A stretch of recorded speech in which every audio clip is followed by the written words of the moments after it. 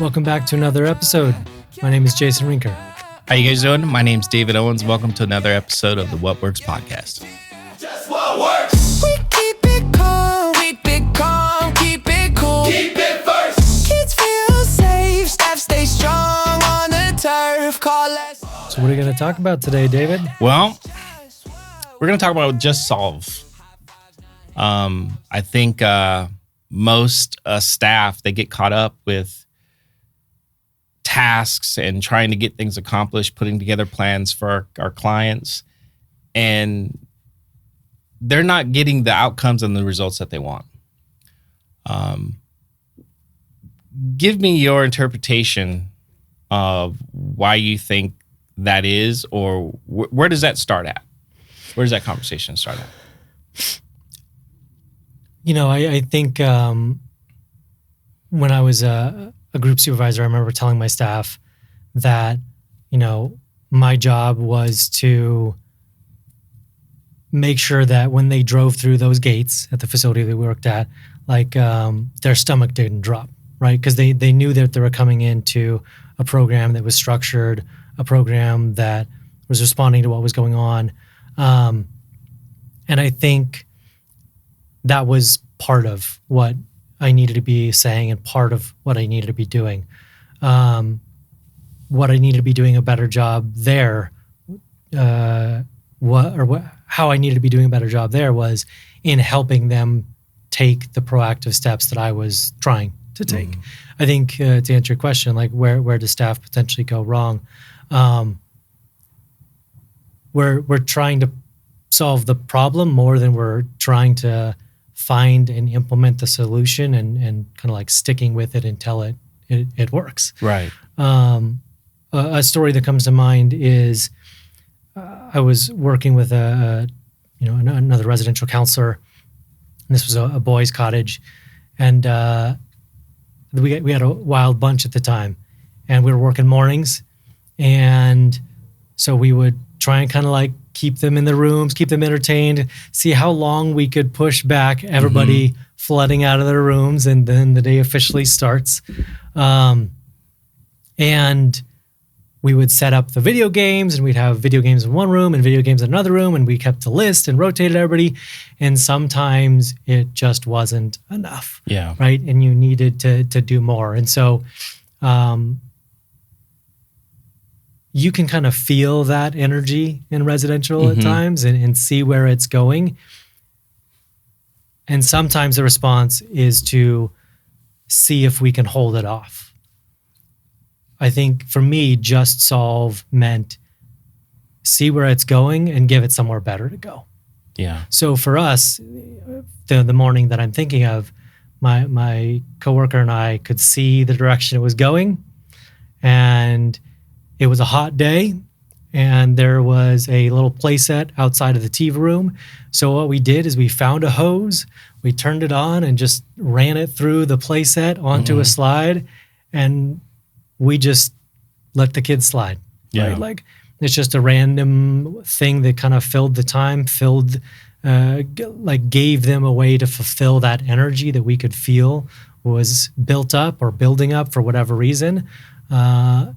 And so for me, just being creative and feeling what the kids are needing and finding the best way you can for them to meet that need is kind of where we as residential counselors sometimes fall short, but fairly easily can step up and just be creative and find a better avenue for that energy. It's not going to work out every time, obviously, but we just kind of stick with it until we find what works for them. Yeah, I was going to say, what does that shift actually look like in real time? And you really just described it. Mm-hmm. You know, you have a feel for that, you know, and it really, maybe you have, even if it's veteran staff and somebody new, they're going to teach the new staff what that feels like, even to be able to recognize it. Just like earlier today, we're having lunch and there was a field going on in the cafeteria, you know, and both of us, you noticed that I noticed it. And,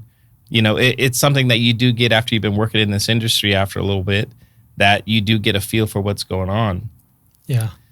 how, when you're implementing that change, like what you did with the water, what's the communication like with staff? What's the communication look like even with the residents, with the kids, our youth? Like, are they front loaded about it because you're making it? It's like a pivot. How do you handle that? Yeah, great question.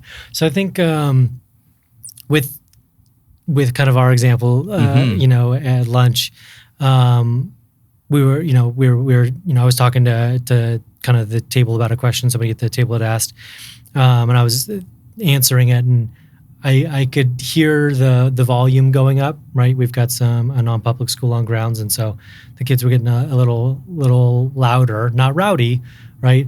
And I could see your attention kind of withdraw a little bit and kind of like pay attention to it. And so I think it's the same thing. Like on that morning, my coworker and I, you kind of get a feel like, oh, okay. Normally they're a little slower to wake up, and all the lights are kind of coming on all at once, and like you kind of feel the swell of energy, and you're like, all right, again, we would try and kind of like keep them like calm and relaxed so that we could kind of keep the morning transition a little slower, but you felt it kind of building. And so we're like, all right, TV room now. It's like, okay, yeah. And sometimes we would bring the breakfast down to the TV room instead of trying to implement multiple transitions.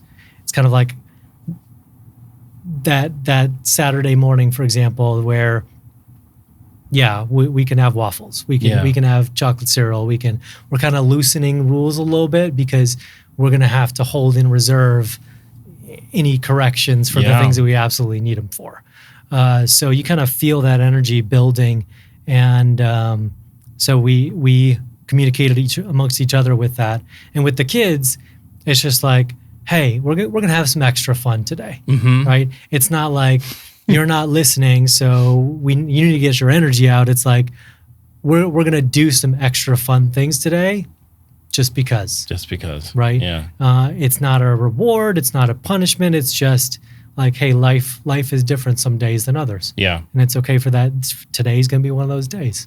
It's so interesting. Those end up being some of the best and memorable days because you have the interactions from staff who don't normally get to do maybe even certain activities with the kids, and they actually get to see the kids for who they really are. Like, those are really babies. Those are kids. Yeah. So I've always enjoyed those. In this Just Solve model, would you agree that solutions aren't separate from understanding? Like they grow directly out of it? Yeah, absolutely. I mean, kind of what I was saying earlier is we could feel that rise, that swell in energy. And it was really just us trying to figure out what is the most effective and enjoyable way for those kids to get that energy out of their bodies. Right. It's going to build up and explode, or it's going to build up and come against us or against each other. Like, that energy is going to need to get out of their body because they don't know how to manage it sometimes. Kids in general don't know how to manage their energy sometimes. Yeah. And so it's just recognizing in that circumstance, it was myself and my other staff. We didn't have the ability to take them out on an outing because we had too many kids to take out on an outing. Yeah. I'm sure there might have been some situations where maybe some of those kids weren't ready to go on outings or weren't settled enough going on outings. So for us, we had two TV rooms side by side, and then right outside one of those TV rooms is where we had that play equipment. So the best solution for us was just to all together, we got all the avenues for energy to get out right there, It's such a trip because even with all that clarity, you still have staff that get stuck. Why do you think that is?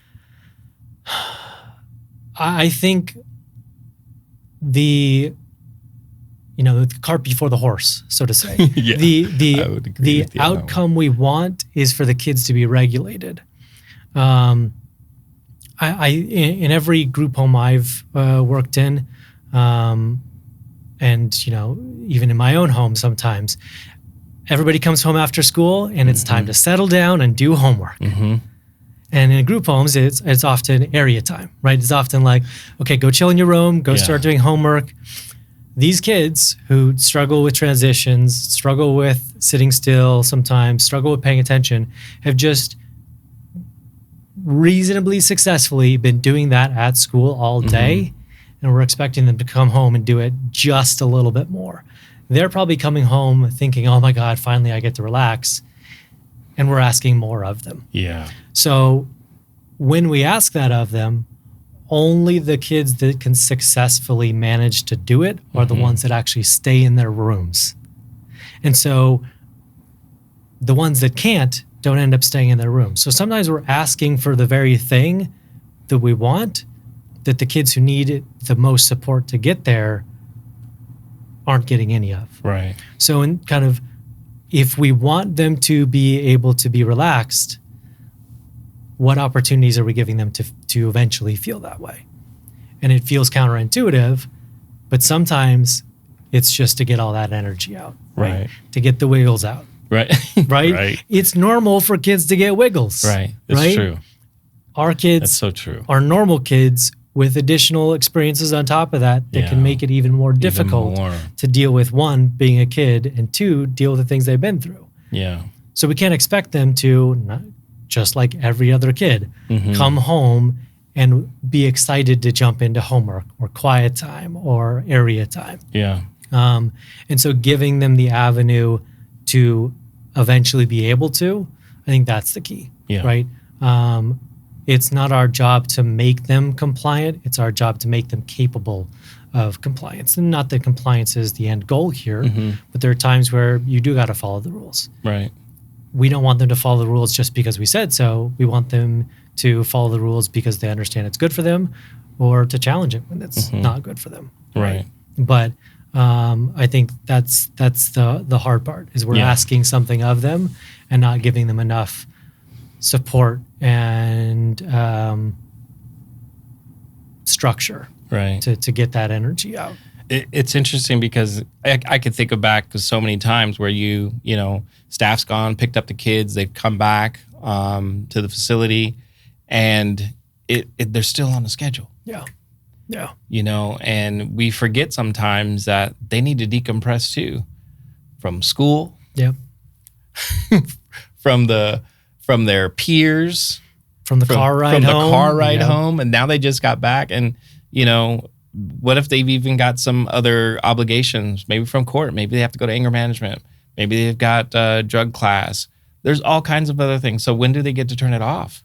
You know, I know collaborative comes up in Just What Works process quite a bit. And in the Just Solve model, who's at the table matters. Can you go into a little bit about that, about, you know, the collaborative part, and also the voices that are at the table and why they do matter? Right. Yeah, I mean, absolutely. Like, Just Solve is not us imposing solutions. Right. Just Solve is us not waiting for, you know, not necessarily permission, but us not waiting for things to work out without our support. Yeah. You know, our kids are doing the best they can. And if we need a better outcome, a safer outcome, a different outcome, we've got to make them capable of it and make them able to understand why this is in their best interest. On the other hand, if we don't know what problem they're trying to solve, we're always going to mismatch the solution, right? So it's not so much about us leading the identification and the implementation of a solution, so much as it is helping the kids understand that a solution can be found, and that we're not going to give up until it is. Yeah. And a solution that works as best for them as it can. They are on the team and arguably the most important member of the team, because if they don't agree to their treatment, it's not really going to work. Yeah.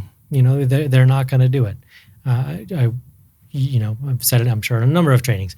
If we impose the goal of cursing less and they don't agree to it, it's not going to happen, right? It's not. No, it's not. If we help them understand why it might be in their best interest to not drop an F-bomb, because they're going to be in customer service, or they're going to be a boss, or like they're going to be a parent, or in their relationships. Yeah. That's a much more understandable and motivating reason for them to maybe not curse. But again, if they don't agree to it, they're not going to. So Just Solve is not about us imposing a solution. It's about us supporting them and collaborating with them to identify a solution that works for them, that they're excited enough to actually try. Let me go into that a little bit more. How do we make sure that the youth's voice is centered and collaborative, and not just performative, not just, oh yeah, we could do that. How do you do that? I mean, I think kind of the easy thing is, are they talking more than us, or are we talking more than them? Now, I know that can be difficult because it's not like our kids always want to talk to us about the things that we want to talk about. This is true. But silence is okay. And I think I can think of times where I push for a kid to be ready to go return to the cottage, or return to the unit, or return to the floor before they're ready. And we all paid the price because I pushed for something that they weren't ready for. Right. So I think it's also okay for the solution finding process to take the time it needs to take. Yeah. People are most creative when they're regulated. So we also don't want to just start with somebody who's upset and asking them to solve a problem or find a solution. We want to actually attend to what they're feeling, what they're experiencing, until they're ready to find some way for this to kind of resolve or be resolved. And that's when, yes, Just Solve starts the moment we're working with them. Yeah. But the solution finding can't start till they're regulated. Can't start till they're ready to listen to us. Yeah. Can't start till they're, neurologically ready and able to reason and think through a solution. That kind of goes right into what I was about to ask you. Like, how can staff test if it's actually working? I think black and white thinking, it's all this or it's not all this. That's a hallmark of someone being stuck still cognitively. I think you also have to, if you've taken PROACT or CPI or TCI, looking for those indicators of, frustration, fear, manipulation in terms of PROACT terminology, and intimidation, like looking for, are their hands clenched? Or what's their breathing look like? What's their eye contact look like? What's the tone of their voice? What are the facial expressions look like? Recognizing that there's a lot of information that we miss out on when we're just trying to bring things or situations to a close. I get and feel the tension when you're the staff with that kid outside and you don't know what the floor looks like and wanting to get back to the floor and make sure that things are okay. Sometimes the best thing you can do is make sure that kid is okay, because if they're still escalated when you bring them back in, it might set off the cottage, might set off other kids. If that was a verbal or physical conflict, that might restart it. So taking the time to make sure the kid is, in a good place to solution find as well as to return to the floor, that's where we want to head. It's interesting. You're talking about it may restart it. I was going to ask, if it's not working, how does staff adjust rather than just abandoning the whole process? Because that's usually the knee-jerk reaction, going back to, compliance driven and, consequences. Right. I think sometimes implicit in the not working is like a judgment of it, like a judgment maybe on the kid of like, oh, they didn't see, they were lying, or they, they weren't trying hard enough. Being upset is both the thing that you're thinking about that is upsetting, but it's also all of those feelings and like hormones and chemicals in your body, right? And so sometimes when, again, we rush somebody back to the floor, they may be ready to be over it, but maybe their body's not ready to be over it. Maybe seeing that person again or that trigger again may re-escalate their body, even if they want to be over it. Hitting your brakes when you're driving when you're 30 feet from the car in front of you versus 5 feet from the car in front of you, you still hit your brakes, but it wasn't enough, right? And so like Yeah. you need to adjust the amount of support and intervention that you're providing to that kid equal to the experience that they're having. Right. And so it's got to be calibrated to what they're experiencing. It can't be, well, this is their care plan. This is their crisis prevention plan. So we just do the same thing, and like that's what we do. Yeah. Well, it's a grab bag of things that you can do. You've got to figure out if it works for them in that moment. The frustration from somebody taking a pencil is not the same as from a parent dying. Yeah. Right. Like obviously that would be grief versus frustration, but like Right. if we're not understanding the depth of what they're experiencing, we can't, as you were saying, like we've got to collaborate to the point that we understand their experience, Yeah. and that informs our interventions. Yeah. Yeah. So how do we ensure implementation and follow-up? Yeah. I mean, I think like being open about this being an ongoing process that the whole team gets to hold each other accountable for. Yeah. I'm not saying it would be fun to be called out by the kids, Mm-hmm. but them knowing what we're supposed to be doing because they're as aware of the plan as we are, and vice versa, right?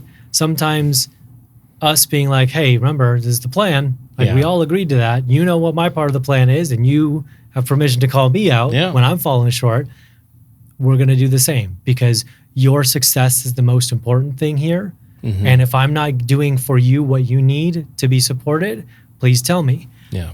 And I'm going to tell you if I feel like you're not holding up your end of the bargain, because it's not about calling you out. It's about helping you be successful. So I think that sort of dynamic shifts it a little bit, hopefully. And again, depending on the kid, depending on the relationship, you might have to work on that. But I think that fundamentally can shift the relationship towards one of mutual support, mutual accountability, as opposed to I'm the staff, I call out when you make a mistake, but you can't really do the same to me. Yeah. It's interesting because this is the human side that we're getting into, and it asks for something, and asks for change. Let's talk about that. I mean, that's tough. Yeah. I mean, it's tough just in your own regular life. Like we're just For sure. talking about even just working out. And I got to tell you guys, there was a time where I had a gym membership, paid for it for 6 months. Didn't go for 6 months, but I paid, so just being able to get, not even so much to embrace it, but the change and what it's going to take. So talk about that a little bit. Yeah. Well, I think that's where, again, that mutual accountability is so helpful. When you understand, not to, because for sure I've done the same thing.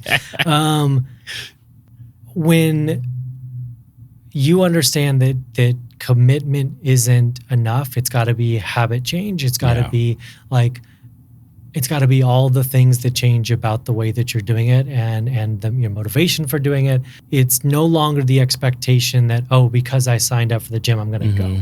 Yeah. Right? Because I went to the gym, I'm going to see, the results that I'm looking for.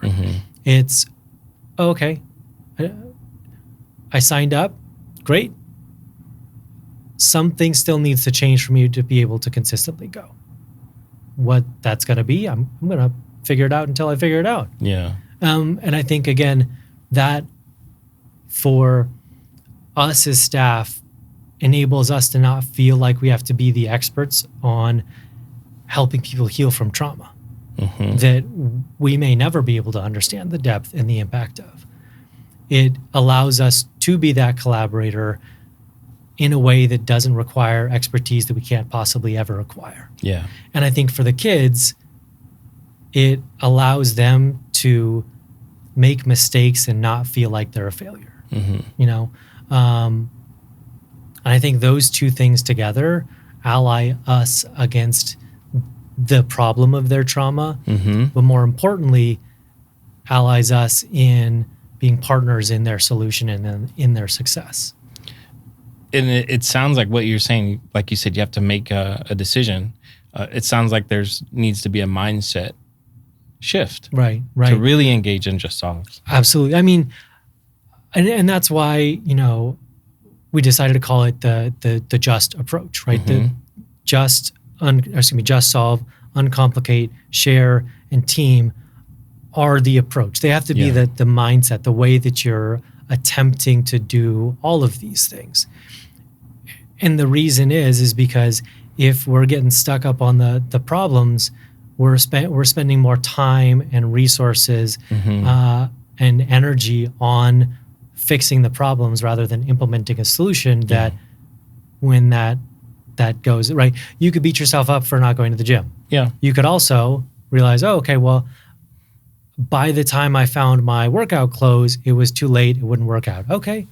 So part of that just solve mindset is put my clothes out the night before, right? I'm going to buy another set of workout clothes so that if that pair didn't make it from the washer to the dryer the night before, that's still not a reason I can't work out because I got that second pair, right? It's finding all the ways that you can be successful as opposed to beating yourself up for every which way that you might have failed, right? And it's kind of like you don't fail until you stop trying, right? Just solve is about just never giving up. It's about always finding the next thing that you can do to be more successful. Yeah. And to be clear, this is not about a hustle culture sort of thing. This is about you pursuing what you would like to pursue and your dreams and what you're here to accomplish, what you're here to give to yourself and give to others. But doing it in a way that doesn't beat you up along the way. Yeah. Now, being supportive of staff as they're going through this change is pretty crucial. What can you speak on that and what that looks like? Well, first, it's hard. Yeah. Right. Because the way that we're asking for people to work with kids in this, just what works way is also the way that we're going to be asking for them to work with each other and the organizations to work with the staff and the systems and the state to work with the organizations as well. Everybody does better when they are supported and helped to acquire the skills to be successful. That doesn't mean that sometimes we allow for standards to not be met. So when standards aren't being met to the degree that a safety issue is present, it is what it is. We've got to deal with that.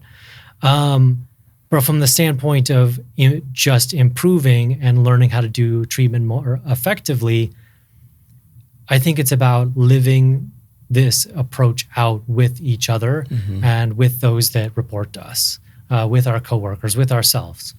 And that looks like eventually giving each other the space to make decisions, right? Because just solve doesn't work when you're not given the freedom to solve. True. Right? Very true. And so it's about building trust and relationship that allows for the freedom and the autonomy to kind of make a call.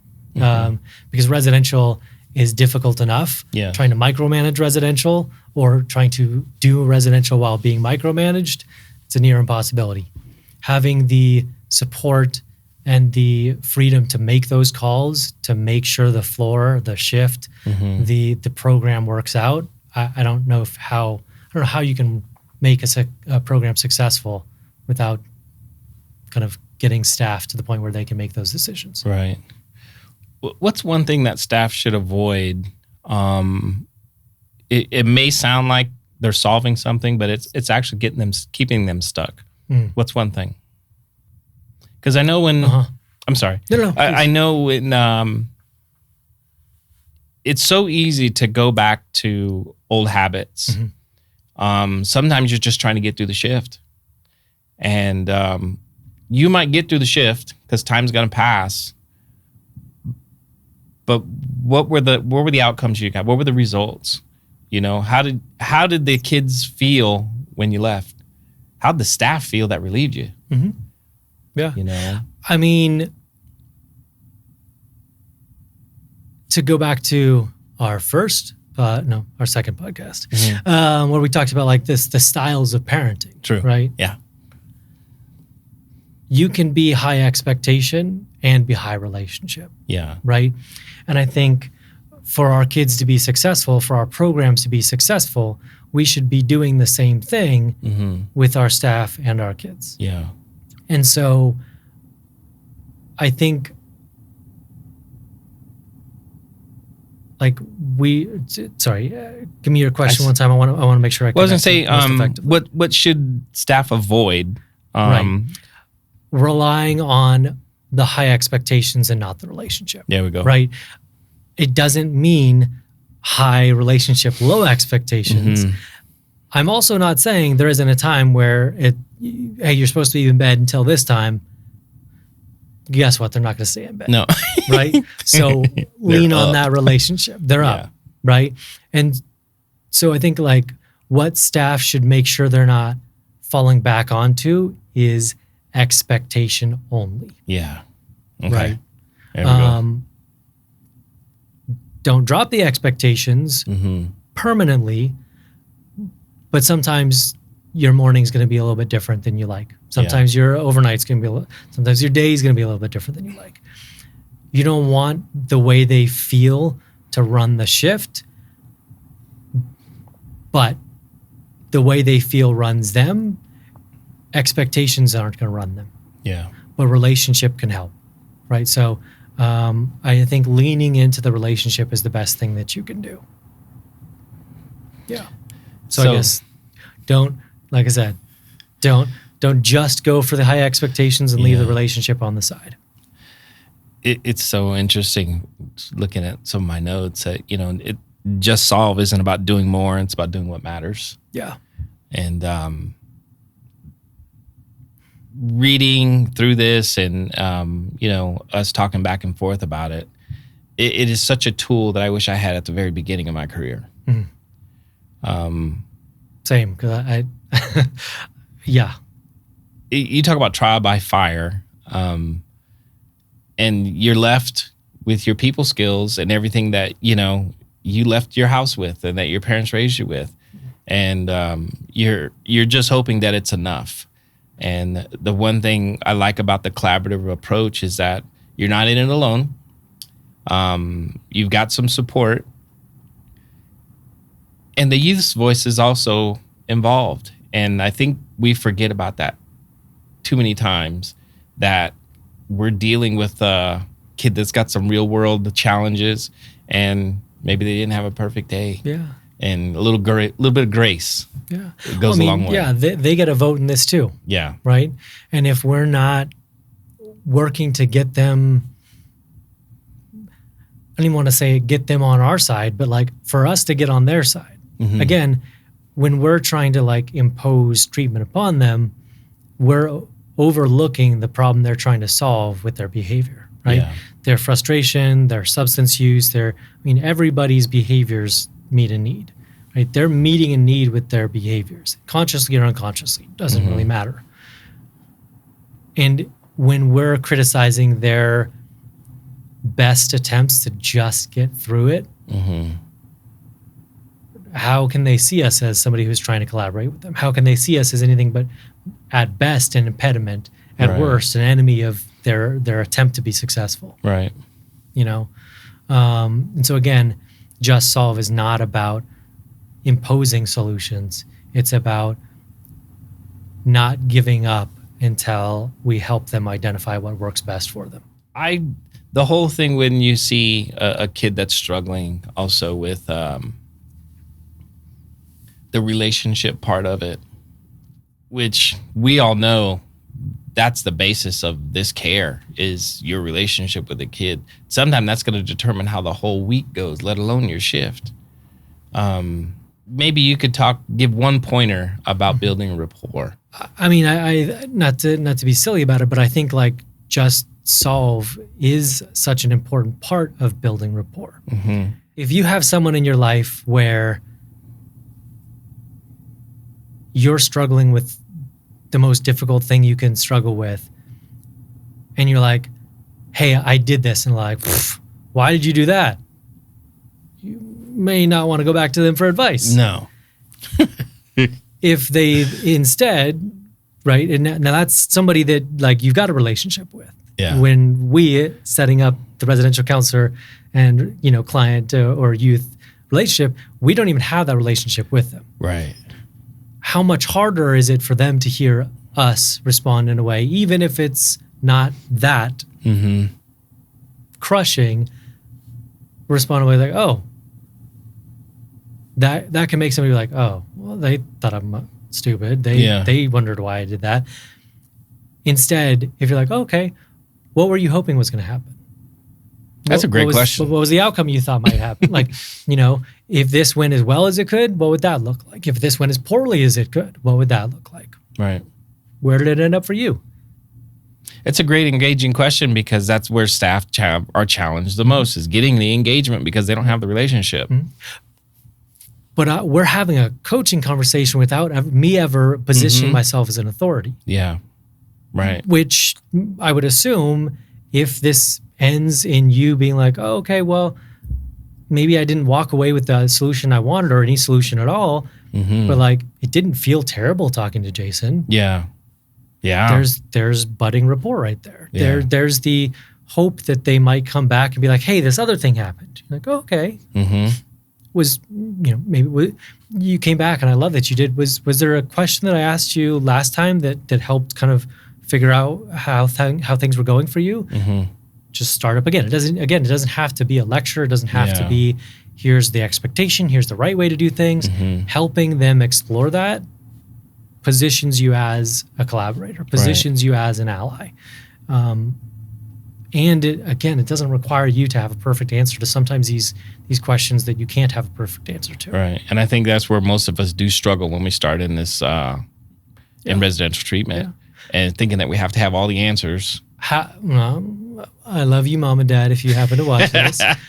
How were we parented? Right. We as parents, like, hey, this is what's going on in your life. I think you should do this, or you should do this. Yeah. Because when we're younger, that is the right way to parent. Right. Because they're not able to make the decisions yet. So you have to guide the decisions with a